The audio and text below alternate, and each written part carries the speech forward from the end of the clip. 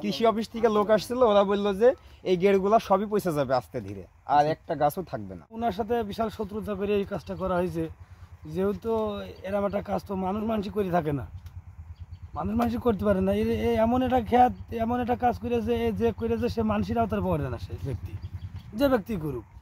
হয়েছে ওষুধ দিয়ে হয়েছে, হয়তো শত্রুতার কারণে। আসসালামু আলাইকুম। আপনারা জানেন হরিণাকুণ্ডুর পান এবং কলা হরিণাকুণ্ডু বিখ্যাত। আমরা এসেছি ঠিক হরিণাকুণ্ডু উপজেলার সেই নারায়ণখান্দি গ্রামে। আমরা জানতে পেরেছি যে হরিণাকুণ্ডুর নারায়ণখান্দি গ্রামে একজন ব্যক্তির পানির বরজে পান ক্ষেত বিনষ্ট করে দিয়েছে। আপনারা দেখতে পাচ্ছেন আশপাশে সব ভালো ভালো পান, ঠিক একই ব্যক্তিকে কেন্দ্র করে, মানে পূর্বে শত্রুতার জের ধরে তার পাশের জমিতে, আপনার পাশের জমিটা আমি আপনাদের দেখাচ্ছি, দেখেন পাশের জমি দেখাচ্ছি, দেখেন যে শত্রুতা করে প্রত্যেকটা যেটা পাইল বলা হয়, পাইল বলে দেখেন, আপনারা দেখেন এক প্রকার স্প্রে করা হয়েছে, যে 15% জমি, মানে 15 কাঠা বলা হয়, তার মানে আপনার 15 কাঠা জমি বিনষ্ট করে দিয়েছে। ঘটনাটা ঠিক ঘটেছে নারায়ণখান্দি মোহাম্মদ শামসুল উদ্দিনের ছেলে মোহাম্মদ কালু মণ্ডলের সাথে। তিনি অনেক কষ্ট করে এই পান বরজ তৈরি করেছে। এখন আপনারা জানেন যে পানের দাম অত্যন্ত কম, অনেক কষ্ট দুঃখ করে লোন কিংবা অন্যান্য মানুষের কাছ থেকে ধার দেনা করে এই পানের বরজটা সে দিয়েছিল।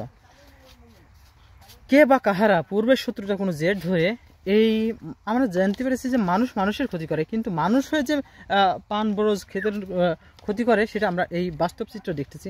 ঠিক এই বরাবর আশপাশে সব ভালো জমি আছে, পান থর করছে, কিন্তু এই কালু মণ্ডলের জমিতে দেখেন পানের গাছ কীভাবে মরে যাচ্ছে। আসলে তার যে ক্ষতি হয়েছে আর ক্ষতির কথা শেষ নাই।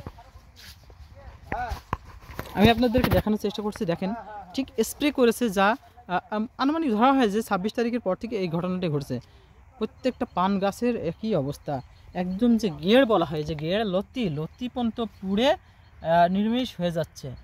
আসলে তার একেবারে কিচ্ছু নেই, মানে তার সাথে আমরা কথা বলেছি। মোহাম্মদ কালু মণ্ডল, পিতা শামসুদ্দিন, মাতা সামিরা খাতুন, গ্রামটা হিন্দুপাড়া, থানা হরিণাকুণ্ডু, জেলা ঝিনাইদহ, নারায়ণখান্দি তাহেরুদা তারই ক্ষতিটা করেছেন। আমরা তার সাথে কথা বলবো, আসলে কে বা কাহারা ক্ষতি করেছে তার সাথে আমরা একটু কথা বলি, চলেন দেখে আসি। আমরা কথা বলবো এখন কালু মণ্ডলের সাথে। আসসালামু আলাইকুম। আপনার নাম কি? নাম কালু মণ্ডল। আচ্ছা, আমরা যে জমিতে দাঁড়ায় আছি এটা কার? এটা জমি আমার। কয় শতাংশ জমি? 26 শতক। 26 শতক। আপনি কবে এগুলো দেখতে পান? এটা শুক্রবারের দিন দেখা পড়েছে। এখানে কতটুকু ক্ষতি হয়েছে আপনার? এখানে ক্ষতি ধরেন 1-3 লাখ টাকা তো হয়তো সিজন মতন থাকলে আমার। তো আমি তো আশপাশে সবার জমি দেখতে পাচ্ছি, কারোর জমিতে নাই। আপনার কোনো শত্রুতার যে ধরে কি আমরা ধারণা করতে পারি যে কোনো শত্রুতার যে ধরে আপনার এই বড় ধরনের ক্ষতি করেছে? এখন আল্লাহ জানে, আমি আন্দাজে কার কি দোষ দেবো। পাশে তো দেখছেন একটা বড় পাশে মরা নেই, আমার দাম এবারে কেন মরবে? আচ্ছা, আপনার কি এটা কি সম্বল ছাড়া আর কিছু আছে? আমার সম্বল এটুকু, আমার পুঁজি বাটা, আমার মাঠে জমি যত সরাম নেই, এটুকু আমার পুঁজি বাটা। এটা কি আপনার নিজস্ব জমি? এটা নিজস্ব জমি, এছাড়া আপনার আর কোনো চাষ না? না, কোনো চাষ নেই। আমরা তার সাথে কথা বলে দেখলাম যে একটু যাচাই করে দেখতে পারেন মানুষ, যে তার এই শেষ সম্বলটুকু আসলে কে বা কাহারা এই ক্ষতিগ্রস্ত করেছেন। আসলে আমরা দেখেছি মানুষের হয়ে মানুষকে ক্ষতি করে, কিন্তু এই হরিণাকুণ্ডুতে এমন প্রচলিত নিয়ম দেখতেছি যে মানুষে পান ক্ষেত অন্যান্য ক্ষতি করে থাকে। আসলে এটা মানুষের কতটুকু রুচির কাজ করে আমি এটা জানা নাই। তবে আমরা পাশে আরেকজনের সাথে কথা বলবো যে তার কালুর বিষয়ে, যে কালুর কি শত্রুতা আছে এবং কি কারণে তারা এই ঘটনা ঘটেছে। আসসালামু আলাইকুম। ওয়ালাইকুম আসসালাম ওয়া রাহমাতুল্লাহ। আচ্ছা ভাই, আপনার বাসা কোথায়? আমার বাসা এখানেই। যিনি ক্ষতিগ্রস্ত হয়েছে উনি আমার ছোট কাকা। ছোট কাকা, জি। আচ্ছা, এই ওনার কি এই আবাদগুলো ছাড়া আর কিছু নাই? না, পানের বরজ এখানে এই 26 শতক, আর এই যে পাশে আছে অল্প 2 কাঠা মতো, এইটুকুই সে ভাঙিয়ে চুরিয়ে খাচ্ছে। এবং এই মাঠের সর্বশ্রেষ্ঠ পান, মানে এই পানের মতো পান আর এই মাঠে নেই। তো এইটা আসলে শত্রুতা ছাড়া তো হয় না, কোনোভাবে সম্ভব না। কেননা দীর্ঘদিন এইটাও অনেক পুরাতন বরজ, 4-5 বছর বয়স এই বরজের, আজ পর্যন্ত কোনোভাবে ক্ষতিগ্রস্ত হয়নি।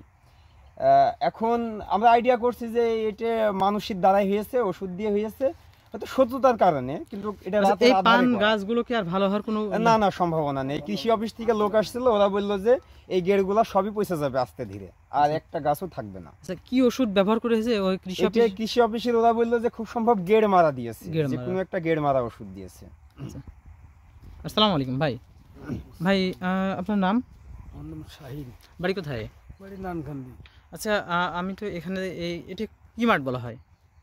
এই কাজুর পাড়ার পুরনো মাটি বলে। পুরো মাঠ। এই যে কালো ভাইয়ের যে ক্ষতিটা হয়েছে, আপনার সেন্সে কি বলা হয়, যেটা কি ধরনের ক্ষতি বলা হয়? এইটা মনে করেন এক ধরনের আপনার হইলো ওনার সাথে বিশাল শত্রুতা করে এই কাজটা করা হয়েছে। যেহেতু এরম একটা কাজ তো মানুষ করে থাকে না, মানুষ করতে পারে না। এমন একটা খেয়াত, এমন একটা কাজ করেছে, যে করেছে সে মানুষের আওতার পড়ে না, সে ব্যক্তি যে ব্যক্তি করুক। ঠিক আছে, আমরা বিভিন্ন এলাকার মানুষের সাথে কথা বলেছি এবং তারা জানাইছে যে যে ক্ষতিগ্রস্ত হয়েছে তার আর উঠে দাঁড়ানোর মতো কোনো পরিবেশ নেই। তার শেষ সম্বলটুকু পুঁজি করে সে এই চাষ করতেছিল।